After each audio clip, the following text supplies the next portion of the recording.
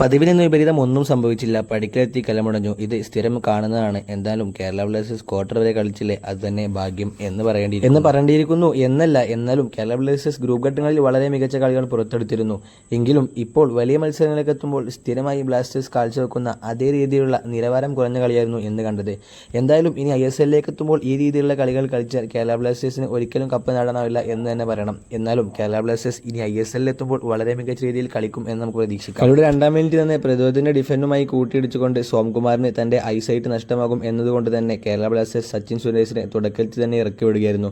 എന്തായാലും സച്ചിൻ സുരേഷിന് ബുദ്ധിമുട്ടേണ്ടി വന്നിട്ടില്ല. കാര്യം അദ്ദേഹത്തിന് വളരെ മികച്ച രീതിയിലുള്ള സേവുകൾ നടത്താനുള്ള ആവശ്യങ്ങളും ഉണ്ടായിട്ടില്ല. പ്രതിരോധം വളരെ മികച്ച രീതിയിലല്ലായിരുന്നു. ചില സമയങ്ങൾ പ്രതിരോധം വളരെ മികച്ച രീതിയിൽ ഡിഫൻസ് ചെയ്തിരുന്നു. എന്നാലും അവസാനം വെച്ച് ഇങ്ങനെയൊരു ഗോൾ വഴങ്ങേണ്ടി വന്നത് കേരള ബ്ലാസ്റ്റേഴ്സിന് നിർഭാഗ്യം എന്നല്ലാതെ വേറൊന്നും പറയാനില്ല. മിഡിൽ വളരെ മികച്ച രീതിയിലുള്ള കളികൾ നടന്നില്ല എന്ന് തന്നെയാണ് ഈ കളിയിലെ പ്രശ്നം. നോഹ തന്റെ വിങ്ങിൽ വളരെ മികച്ച രീതിയിൽ കളിച്ച് നല്ല ക്രോസുകൾ ബോക്സിൽ എത്തിച്ചെങ്കിലും അത് ഫിനിഷ് ചെയ്യാൻ കേരള ബ്ലാസ്റ്റേഴ്സിന്റെ സ്ട്രൈക്കേഴ്സിന് ഒന്നും കഴിഞ്ഞില്ല. അത് തന്നെയായിരുന്നു ഈ കളിയിലെ ഏറ്റവും വലിയ പ്രശ്നം. ബ്ലാസ്റ്റേഴ്സിനൊരു വിദേശ സ്ട്രൈക്കറെ എത്തിച്ചുവെങ്കിലും ഇതിനൊരു പരിഹാരം കാണുക എന്നത് വളരെ ബുദ്ധിമുട്ടാണ്. കാരണം ഫിനിഷിംഗ് മാത്രമല്ല ഇവിടുത്തെ പ്രശ്നം, മിഡിലും ഡിഫൻസിലും കളികൾ കൃത്യമായി നടക്കുന്നില്ല എന്നത് വലിയൊരു പ്രശ്നമാണ്.